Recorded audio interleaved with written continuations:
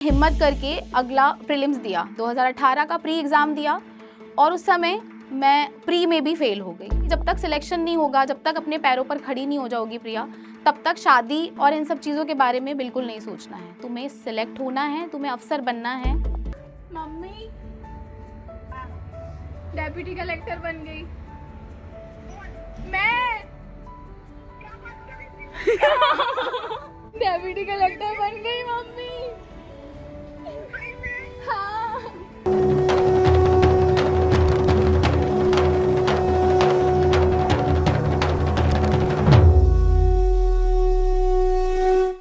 हे नारी, तुम ही रचयिता, तुम ही सबसे सुंदर रचना हो।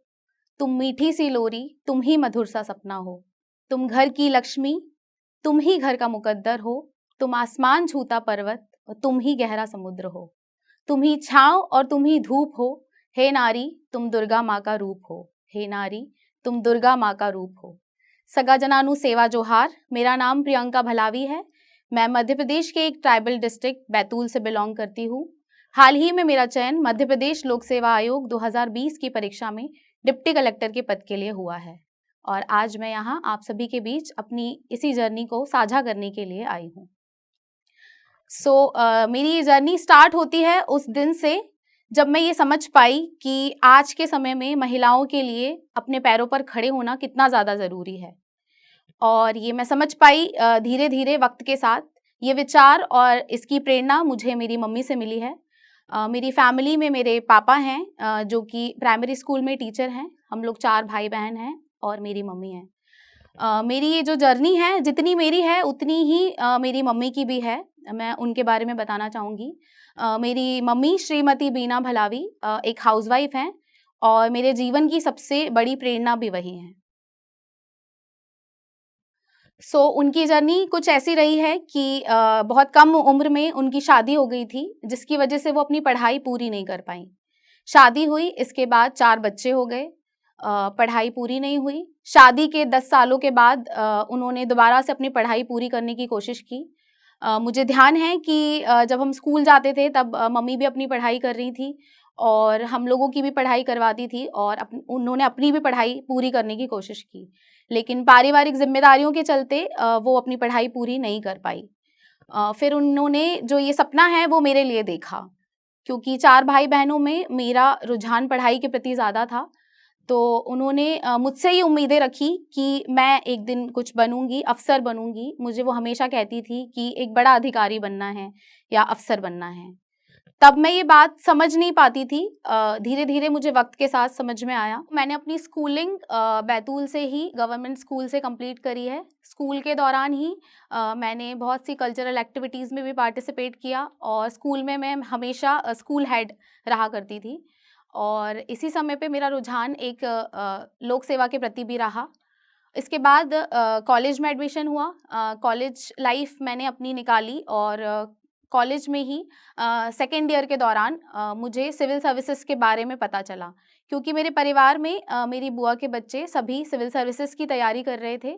तो मेरा भी रुझान उस तरफ बढ़ा। मैंने उनसे थोड़ी जानकारी ली और इसके बाद मैंने सिविल सर्विसेज़ की अपनी तैयारी शुरू करी।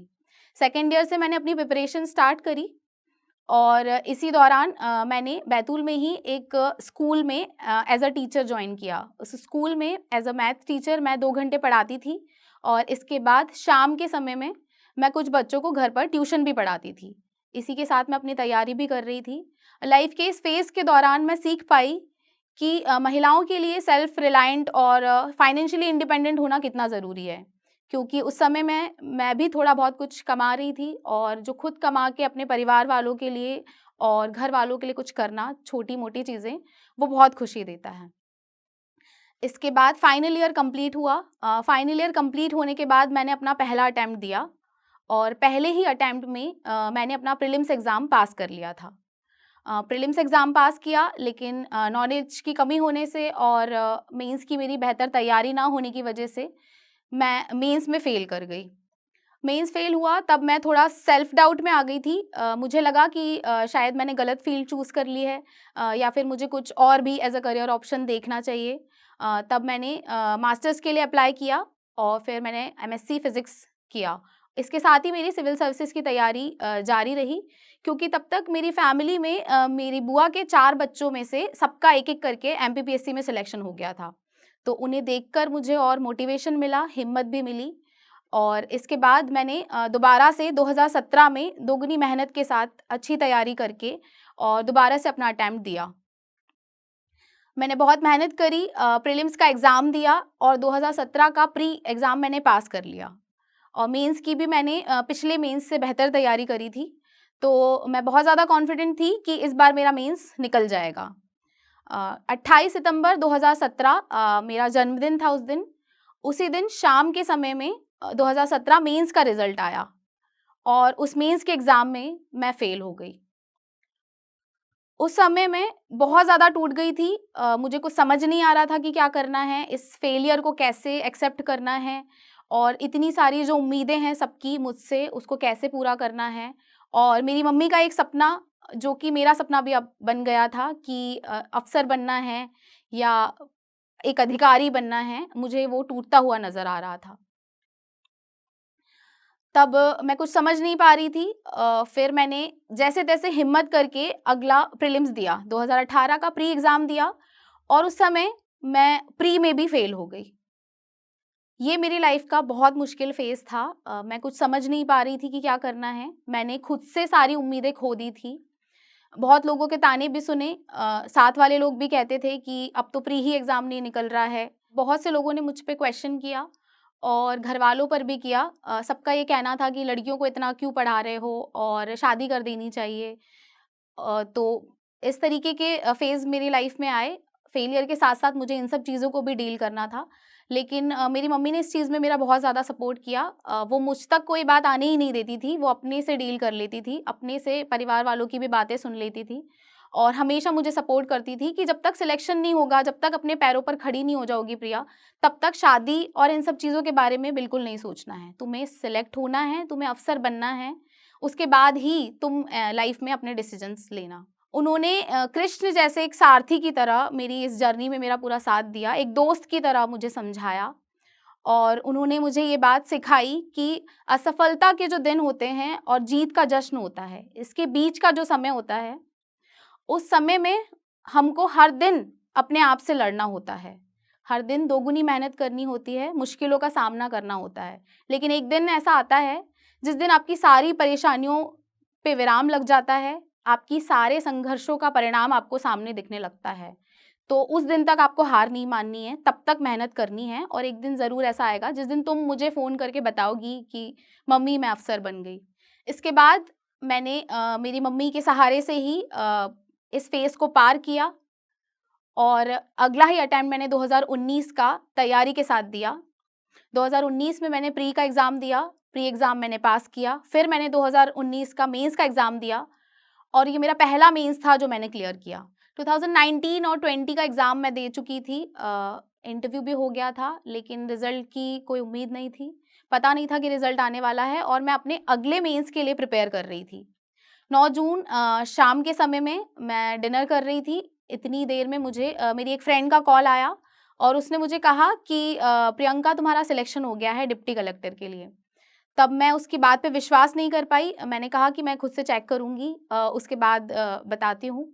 तो फिर मैंने काँपते हुए अपना रिज़ल्ट देखा वेबसाइट पे और पहले ही पेज पे उप जिला अध्यक्ष की लिस्ट में मेरा नाम 23वें नंबर पर था। मैंने अच्छी तरीके से रोल नंबर से मिलाया और कन्फर्म किया कि मेरा selection as a deputy collector हो गया है। तब मैं रोने लगी थी। मैं कुछ समझ नहीं पाई कि मैं कैसे इस चीज़ को शब्दों में बयाँ करूँ कि ये सपना मेरी मम्मी का जो है, वो मैं आज पूरा कर गई हूँ। मैंने सबसे पहला कॉल अपनी मम्मी को किया। मेरी रूममेट थी, वो मुझे रिकॉर्ड कर रही थी। मुझे इस बात की जानकारी नहीं थी। मैंने सबसे पहले अपनी मम्मी को फ़ोन किया और मैंने उनको कहा कि मम्मी मैं डिप्टी कलेक्टर बन गई। तो उनका क्वेश्चन उधर से था कि कौन? क्योंकि उन्हें भी ये चीज़ का विश्वास नहीं था। तो मैंने कहा कि मैं डिप्टी कलेक्टर बन गई। तो ये जो सपना था मेरी मम्मी का जितना था उतना ही मेरा भी, और ये जो मेरा सपना था उतना ही मेरी मम्मी का भी ये सपना था। वो सपना मैंने पूरा किया। मुझे लगता है कि मेरी ये जर्नी उन सभी बेटियों के लिए एक प्रेरणा है जो अपने माँ-बाप के लिए कुछ करना चाहती हैं। उन माँओं के लिए भी एक प्रेरणा है जो चाहती हैं कि वो अपनी बेटी को अपने पैरों पर खड़ा होते देखना चाहती हैं। जोश टॉक आशा के मन से मैं उन सभी तक ये मैसेज पहुंचाना चाहती हूँ कि नारी हर बाजी जीत ले अगर वो ठान ले, नारी हर बाजी जीत ले अगर वो ठान ले, दुनिया क्या उसे हराएगी अगर वो हौसलों से उड़ान ले।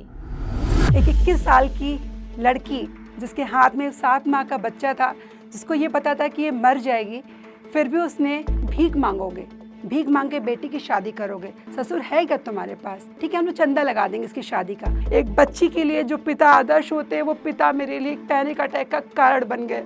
मैं जब अपने पापा को देखती थी मुझे पैनिक अटैक आते थे। क्या किया, 2 बच्चे किए, कहाँ देख लूँ बहनी में।